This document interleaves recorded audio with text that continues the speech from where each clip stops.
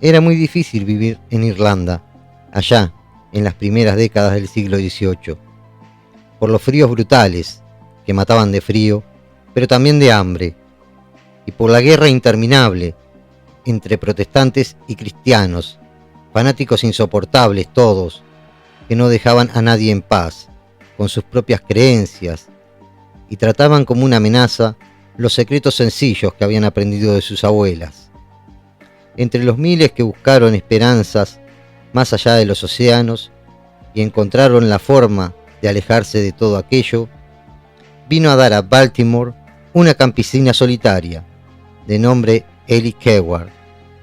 Seguro que el puerto le debió parecer demasiado alborotado, inseguro y escandaloso, porque desde entonces recorrió un pueblo tras otro, hasta que, unos cuantos años después, fue a dar a un rincón perdido de Maryland, cercano a los bosques de Black Hill, y conocido como Blair, un antiguo fuerte contra los indios algonquinos, convertido en un caserío cuando acabaron con ellos.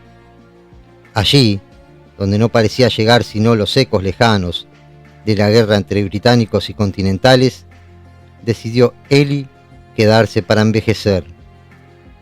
Los años en que Ellie vivió en una cabaña rotosa en Blair fueron, parece, bastante tranquilos, a pesar de las miradillas que cada tanto denunciaban cierta desconfianza de la gente del pueblo. Contradictoria con la amabilidad de casi siempre, es que doña Ellie era una mujer rara para muchos, francamente rara, porque hablaba poco, porque se la había visto persignarse como una católica en un pueblo rabioso protestante, pero también porque había dibujado unos símbolos extrañísimos en las paredes de su cabaña, porque había visto venir vendavales o sequías de modos tan misteriosos como mirar a las hormigas o preguntarle al viento, y porque había demostrado ser más que habilidosa para cuidar enfermos y hasta para sanarlos, en ocasiones sin mucha explicación. Quizá por eso, porque era su cualidad más apreciada por el vecindario de Blair, doña Keward llegó a tomarse muy en serio su rol de sanadora. Le habrá llevado décadas armar de nuevo los secretos de las abuelas irlandesas, memoria viviente de los viejos druidas, con las plantas y los bosques de América, las artes mágicas de las mujeres indias y los misterios de las esclavas y sus espíritus de la naturaleza. Además de atrapar lo que pudo de los doctores de Baltimore y de cuanta ciudad y pueblo anduvo. Se cuenta que el de 1785 fue el invierno más frío que recordaban incluso los más ancianos, tanto que varias casas quedaron hundidas en la nieve. Muchos animales murieron congelados y había que arrancar el agua en bloques del río Tap East, llevarla al pueblo en carros y calentarla a pedazos para poder tomarla. La abuela Ellie estuvo incansablemente atareada, de casa en casa, con el cuidado de la gente maltratada por el frío y las múltiples escaseces. Pero eso no le impidió identificar un mal que atacaba a los niños principalmente, hasta dejarlos postrados por semanas, y que no podía atribuirse del todo al clima gélido de febrero.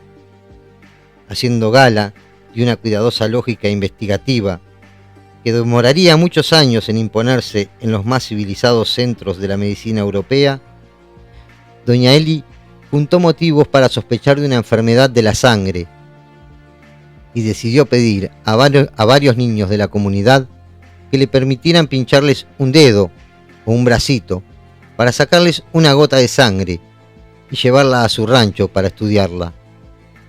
La abuela Keward jamás imaginó que aquel insólito arranque de curiosidad científica acabaría abruptamente con su carrera de curandera y con todo lo demás. Los niños contaron a sus padres que la vieja les había quitado su sangre y les mostraron los pinchazos en los brazos y dedos. Alarmados hasta la histeria, los padres convocaron a la comunidad para contarles que sus hijos habían sido atacados por la bruja, para hacer quién sabe qué cosas horribles con su sangre. Otros agregaron que la vieja era tan callada que pocos sabían de ella y de sus orígenes, y no faltó quienes recordaran los símbolos diabólicos en su rancho y los brebajes asquerosos que les hizo tomar con la excusa de sanarle los pulmones. En poco rato, doña Eli ya era la culpable de la muerte de los animales, de las enfermedades de los niños e incluso de aquel invierno anormal que congelaba al pueblo. Pagaría por eso. Esa misma mañana, mientras Eli examinaba las gotitas de sangre con devoto interés, varios vecinos arrancaron a patadas la puerta de su cabaña y la arrastraron a la iglesia, donde la esperaba el pueblo entero, con gestos de odio y desprecio, que ella jamás habría sospechado de quienes, hasta ayer, le pedían ayuda para curar las gripes de sus maridos. A trompadas y palazos la obligaron a presenciar el increíble juicio, tan breve como absurdo, con que la comunidad de Blair la condenó por hechicería y por intento de asesinar a niños inocentes. Decidieron que si ella era la culpable del invierno atroz, era justo que muriera por él. Atada sobre una carretilla, la llevaron tan profundo como pudieron en el bosque de Black Hills y la ataron a un árbol, semidesnuda, para que el frío acabara con sus días de bruja maldita. Pero varias tardes después, 4 jovencitos fueron con el cuento de que la vieja seguía viva y balbuceando cosas en un idioma desconocido, de modo que los buenos cristianos de Blair decidieron llevar a los perros de casa para que les desgarraran las piernas, a ver si los colmillos lograban lo que el frío, el hambre y la sed no habían podido.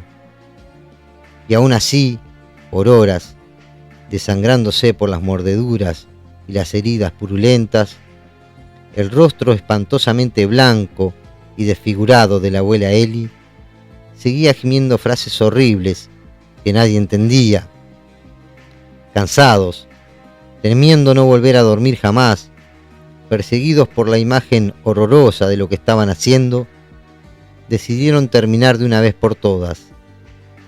Desataron a Eli del tronco, solo para colgarla por el cuello de una rama del mismo árbol. Tras la muerte de la vieja, el invierno efectivamente empezó a ceder y las matas incipientes de tabaco y legumbre brotaron otra vez. La gente del pueblo volvió a suspirar con el abril amable y hasta pareció que aquel episodio de espanto se olvidaría pronto. Pero en 1786 el invierno volvió, todavía peor que el anterior. En noviembre, durante la primera tarde de nieve, la hija del juez del pueblo salió a jugar con los copos y nunca regresó. Aquello había pasado antes en muchas ocasiones, pero esta vez la desaparición de la niña revolvió los peores miedos de la gente de Blair. Cuando llevaban casi una semana buscando desesperadamente a la jovencita, aún sabiendo que no podía haber sobrevivido al frío crudo, el primero de los niños que denunció a la abuela Eli también desapareció sin dejar rastros. Fue inevitable que alguien invocara la maldición de la bruja, que ya estaba gritando desde todas las mentes y los corazones de la aldea, como una pesadilla secreta. Y mucho peor todavía sería cuando, solo unos días después, otras 2 niñas se desvanecieron del mismo modo, inexplicable. Para finales del invierno, casi la mitad de los niños de Blair se habían esfumado sin dejar más rastro que una hilera de huellas en la nieve que desaparecían abruptamente. Aterrorizados, los primeros en cargar lo posible en una carreta y abandonar el pueblo fueron los familiares del juez, Después le siguieron otras familias y luego varias más, hasta que a principios del verano Blair era ya un pueblo fantasma, que en pocos años sería lenta pero inexorablemente devorado por el bosque de Black Hills. Allí terminó la historia de la aldea de Blair, pero la de la abuela Ellie Keward apenas empezaba. No fue sino hasta 1825 cuando una cuadrilla se abría paso en el bosque para despejar una ruta a la novísima población de Parksville, que se encontraron los restos de el antiguo pueblo desconocido. Ese mismo año, la niña Eileen Trade, de poco más de 10 años, se metió vestida al río Tapi y no volvió a salir. 11 residentes de Parksville afirmaron categóricamente haber visto una mano blanca, como el mejor papel, saliendo del río y atrapando a la niña por el cuello. Sam jamás encontró su cuerpo. Años después, la joven Rabin, de 8 años, también desapareció. Volvió varios días después, contando que había tenido un rarísimo sueño. Pero una de las partidas que salieron a rescatarla nunca regresó. Los encontraron recién al mes en Coffin Rock, destripados y atados de pies y manos. Pero lo peor llegaría tras otro siglo, en 1941. Un raro personaje de la zona, de nombre Rustin, entró a un almacén de la localidad, gritando con satisfacción que había terminado su trabajo. Como se trataba de una especie de ermitaño delirante, que raramente abría la boca, le preguntaron qué trabajo era ese, y Rustin contestó que si querían saber, fueran a su cabaña, en el bosque de Black Hill. Allí encontraron la tumba recién cavada de 7 niños, que habían desaparecido de la ciudad una semana antes. En los interrogatorios, Rustin no tuvo problemas en contar que la voz de una anciana, dentro de su cabeza, le había sugerido que hiciese aquella atrocidad.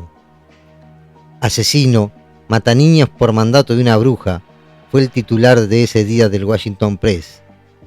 Y aunque Rustin fue colgado por sus crímenes semanas después, las dudas sobre la intervención de la vieja Ellie no se fueron con él. Seguramente ella se hubiera sorprendido muchísimo de saber que una taquillera película de 1999 la haría famosa en el mundo entero como la bruja asesina más siniestra de todos los tiempos.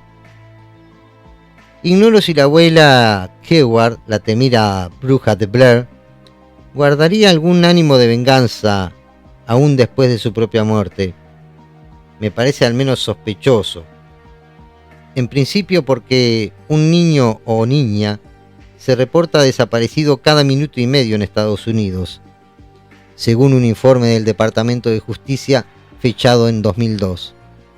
Porque los asesinos en serie son tan frecuentes y populares en Estados Unidos que hasta tienen club de fan. Y también porque he visto lo que es capaz de hacer el más espantoso de todos los espectros que pueda aterrorizar a una comunidad: el poderoso fantasma de la culpa.